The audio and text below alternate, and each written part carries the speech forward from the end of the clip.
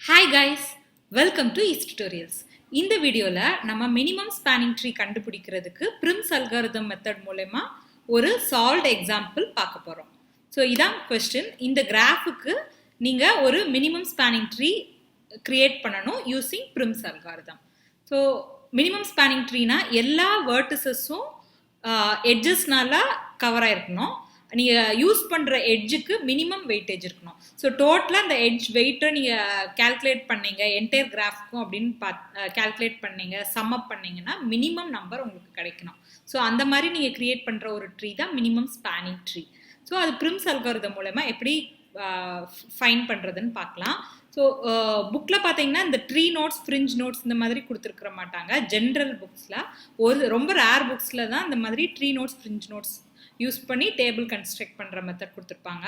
So இந்த மாதிரி நீங்கள் tree notes and fringe notes வச்சு இந்த டேபிள் கன்ஸ்ட்ரக்ட் பண்ணிங்கன்னா ரொம்ப ஈஸியாக நீங்கள் ப்ராப்ளமை சால்வ் பண்ணலாம். டேரெக்டாக இந்த டேபிள் மட்டும் நீங்கள் கன்ஸ்ட்ரக்ட் பண்ணீங்க அப்படின்னா உங்களுக்கு கன்ஃபியூஷன்ஸ் வரும், மிஸ்டேக்ஸ் வர்றதுக்கும் சான்ஸ் இருக்குது.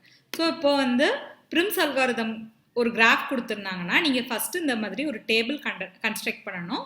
Vertex, known, distance, next part பிவின்னு சொல்லிட்டு. ஸோ வேர்டெக்ஸில் என்னென்ன வேர்டெக்ஸஸ்லாம் இருக்குது, ABCDEF. ஸோ அது எல்லாமே இருக்குது. நோன் அப்படின்னா நீங்கள் அந்த நோடை நீங்கள் விசிட் பண்ணிட்டீங்கன்னா அது நோன். ஸோ அந்த நோடோட டிஸ்டன்ஸ் என்ன, அடுத்த மினிமம் டிஸ்டன்ஸ், மினிமம் எட்ஜ் அந்த நோடுக்கு என்ன இருக்குது, அந்த நோடோட கனெக்ட் ஆகிருக்கிற மினிமம் எட்ஜ் அது அதோட நெக்ஸ்ட் அட்ஜசன்ட் வேர்டிசஸ் என்ன அப்படிங்கிறது இந்த இடத்துல நீங்கள் போடணும். ஸோ இதான் இந்த டேபிள். இந்த டேபிளை டேரெக்டாக கன்ஸ்ட்ரக்ட் பண்ணுறதுக்கு பதிலாக நம்ம ட்ரீ நோட்ஸ், ஃப்ரிஞ்ச் நோட்ஸ்ன்னு வச்சுக்கிறோம். ஸோ ஃபஸ்ட்டு எதெல்லாம் நம்ம நோன் ஆக்குறோமோ, நோன் 0ன்னு ஃபஸ்ட் இனிஷியலாக இருக்குது அப்படின்னா ஒன்றுமே ட்ரீ நோட்ஸில் இல்லை. ஸோ எந்த நோடை எடுத்து நீங்கள் இந்த ட்ரீ நோட்ஸ்குள்ளே போடுறீங்களோ அதோட நோன் வேல்யூ 1 ஆக்கணும். அப்புறம் அதோட கனெக்டராக இருக்க நோட்ஸ் எல்லாமே ஃப்ரிஞ்ச் நோட்ஸ் தான். ஸோ ஃப்ரிஞ்ச் நோட்ஸ் எல்லாத்தையுமே இதில் அப்டேட் பண்ணணும். அதோட டிஸ்டன்ஸும் அதோட நெக்ஸ்ட் நோடை இந்த ட்ரீ நோடில் இருக்கிறதா நீங்கள் வைக்கணும். ஸோ இப்போ ஒவ்வொரு நோடாக ஃப்ரிஞ்ச் நோடில் எது மினிமலாக இருக்கோ, மினிமல் வெயிட்டேஜ் இருக்கோ அதை ட்ரீ நோட்ஸ்க்கு நீங்கள் மூவ் பண்ணிட்டே இருக்கணும். ஸோ ப்ராப்ளம் பார்க்க உங்களுக்கு இது புரியும். ஸோ இப்போ நான் ஃபஸ்ட்டு ஸ்டெப் என்னென்னா, இந்த டேபிளில் வேர்டெக்ஸ், நோன், டிவி, வின்னு போட்டு வச்சாச்சு. ஏலேருந்து எஃப் வரைக்கும் வச்சுருக்கிறேன். எல்லா நோட்ஸ்க்கும் நோன் 0ன்னு வச்சுருக்கிறேன்.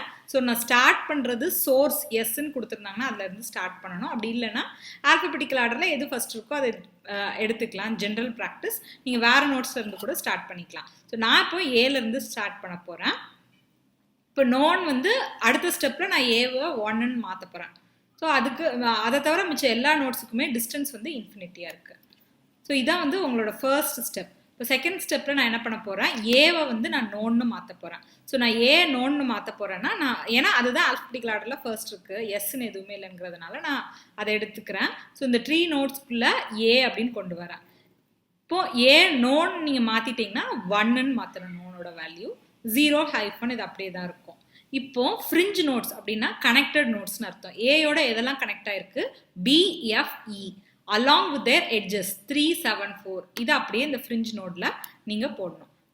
BEF. ஸோ இந்த கரஸ்பாண்டிங் டேபிள்ல நோன் இதை நம்ம இன்னும் விசிட் பண்ணல. ட்ரீ நோட்குள்ள நீங்க கொண்டு வந்தா மட்டும்தான் நோனை 1ன்னு மாற்றணும். ஸோ நோன் எல்லாத்துக்குமே 0 தான் இருக்கும். ஏ மட்டும்தான் இப்போ விசிட் பண்ணியிருக்கீங்க, அதனால ஏக்கு மட்டும் நோன் 1. இப்போ BEF இது மூணுக்கும் டிஸ்டன்ஸ் பிக்கு 3, ஈக்கு 4, எஃப்க்கு 7. ஸோ 3, 4, 7 எது மூலயமா உங்களுக்கு இந்த டிஸ்டன்ஸ் கிடைச்சிருக்கு, ஏ மூலயமா. அப்போ ஏ இதை மட்டும் நீங்கள் அப்டேட் பண்ணணும். ஸோ இது முடிஞ்சிருச்சு. இப்போ அடுத்த ஸ்டெப், இந்த டேபிளை அடுத்தது அப்டேட் பண்ணிட்டே இருக்கணும். எல்லா நோட்ஸும் நோன் 1 வர வரைக்கும் இந்த டேபிளை நீங்கள் அப்டேட் பண்ணிட்டே இருக்கணும். ஸோ உங்களுக்கு அத்தனை ஸ்டெப்ஸ் இருக்கும். ஸோ ஃபர்ஸ்ட் ஸ்டெப்பில் இப்போ ஏ தான் இது பண்ணியிருக்கிறீங்க. அடுத்த ஸ்டெப்பில் ஒரு நோடாக நீங்கள் இது பண்ணணும்.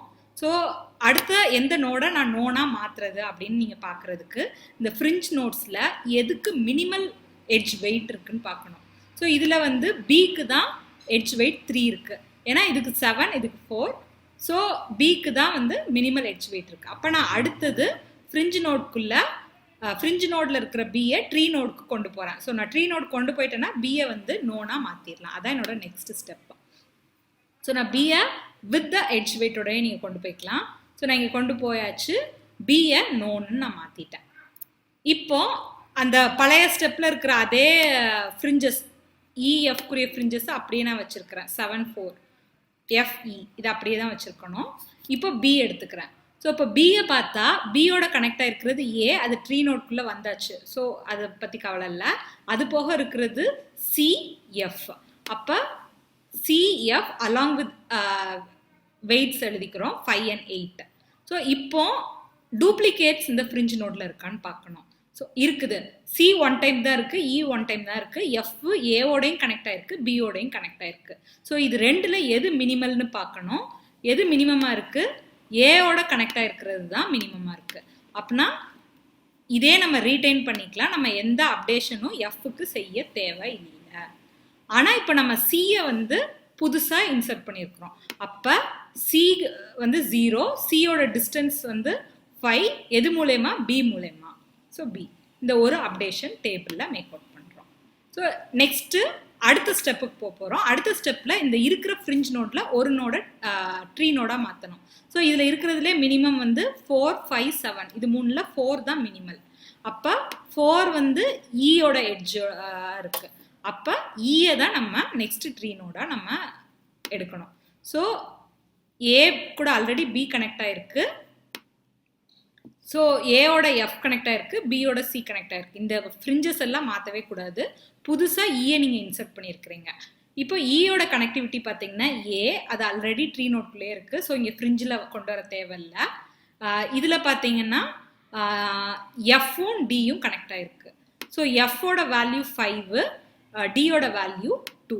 ஸோ இதுதான் இப்போ இருக்கிற ஸ்டேட்டஸ்.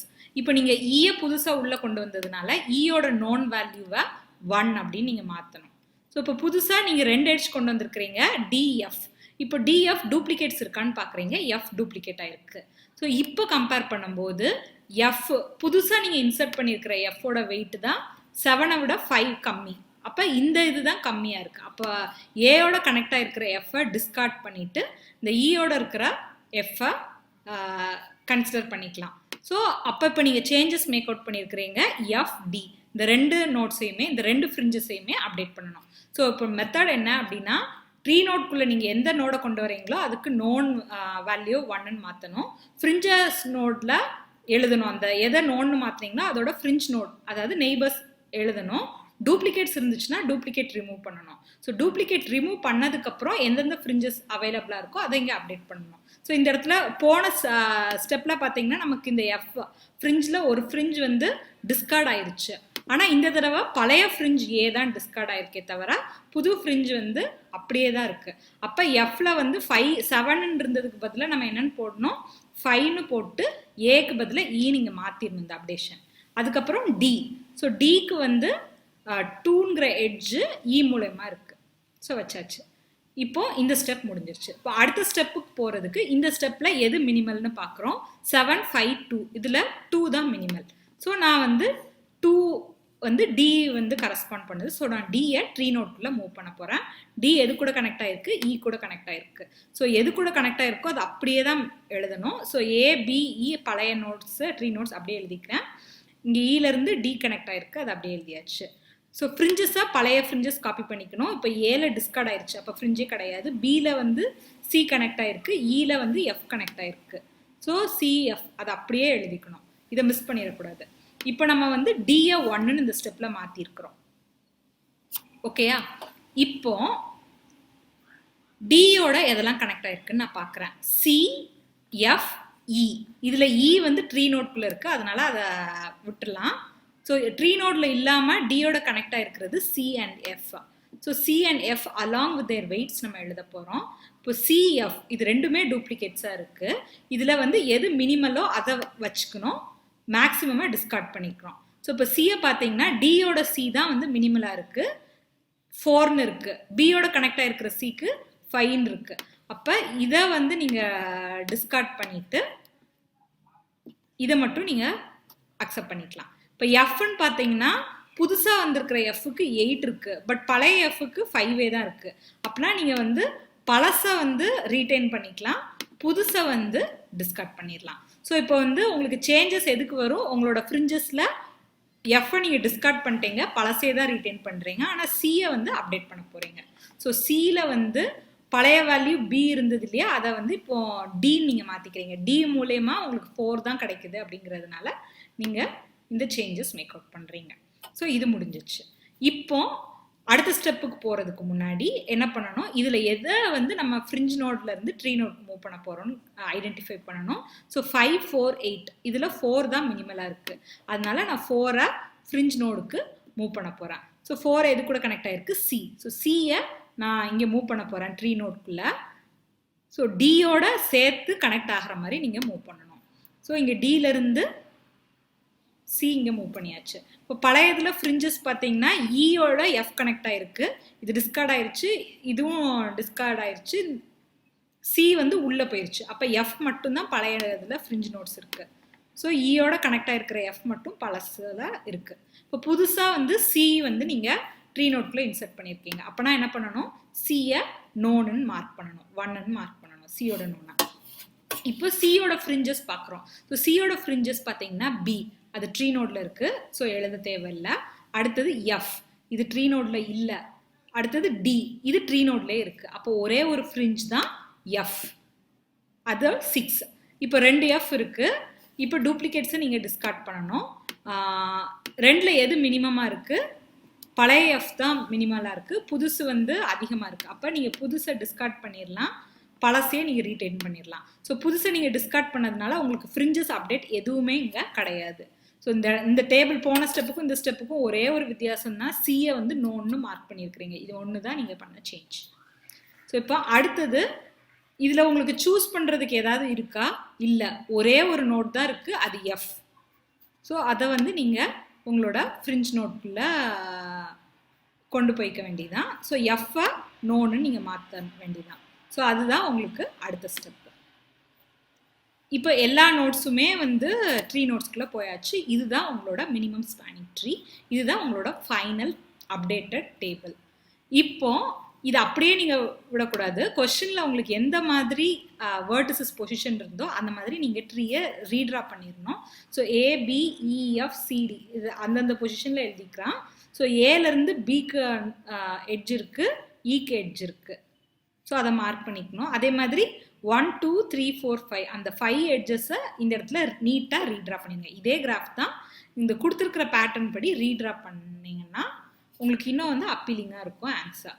ஸோ இந்த ஃபைனல் டேபிள் அப்டேஷனும் இந்த ரீட்ரா பண்ண மினிமம் ஸ்பேனிங் ட்ரீயும் தான் உங்களோட ஃபைனல் ஆன்சர். ஸோ நீங்கள் க்ருஸ்கல்ஸ் அல்காரிதம் வந்து இதை விட ரொம்ப சிம்பிள் மெத்தடாக இருக்கும். க்ருஸ்கல்ஸ் அல்காரிதம் படி நீங்கள் இந்த ப்ராப்ளமை சால்வ் பண்ணிங்கனாலும் உங்களுக்கு ஃபைனலாக இதே ஆன்சர் தான் கிடைக்கும். ஸோ நீங்கள் க்ருஸ்கல்ஸ் அல்காரிதம் நெக்ஸ்ட் லெக்சர் சீரிஸில் இதே ப்ராப்ளத்தை வச்சு நம்ம பார்க்க போகிறோம். அதோட ஆன்சரையும் இதோட ஆன்சரையும் கம்பேர் பண்ணி பார்த்துக்கோங்க.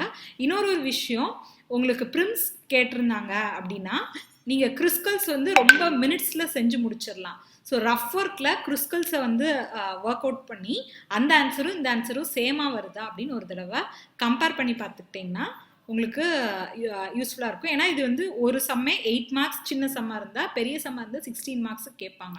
So entire 16 marks full marks கரெக்டாக ஸ்டெப் பை ஸ்டெப்பாக நீங்கள் செஞ்சு ஈஸியாக எடுத்துடலாம். இந்த மாதிரி வெறும் டேபிள் மட்டும், இந்த டேபிள் தான் ஆக்சுவலாக வந்து நிறைய டெக்ஸ்ட் புக்ஸில் கொடுத்துருப்பாங்க. ஸோ இந்த வெறும் டேபிள் மெத்தட் மட்டும் நீங்கள் ஃபாலோ பண்ணீங்க அப்படின்னா உங்களுக்கு கன்ஃபியூஷன்ஸ் அண்ட் மிஸ்டேக்ஸ் வரதுக்கு சான்ஸ் இருக்குது. ஸோ இந்த ட்ரீ நோட்ஸ், ஃப்ரிஞ்ச் நோட்ஸ் வச்சு செஞ்சீங்க அப்படின்னா ரொம்ப ஈஸியாகவும் குயிக்காகவும் இந்த மினிமம் ஸ்பேனிங் ட்ரீ ப்ராப்ளம் செய்யலாம். ஸோ நெக்ஸ்ட் லெக்சர் சீரிஸில் க்ருஸ்கல்ஸ் பாருங்கள். Stay tuned to Easy Tutorials. Like, share, subscribe and comment to Easy Tutorials. Thanks for watching.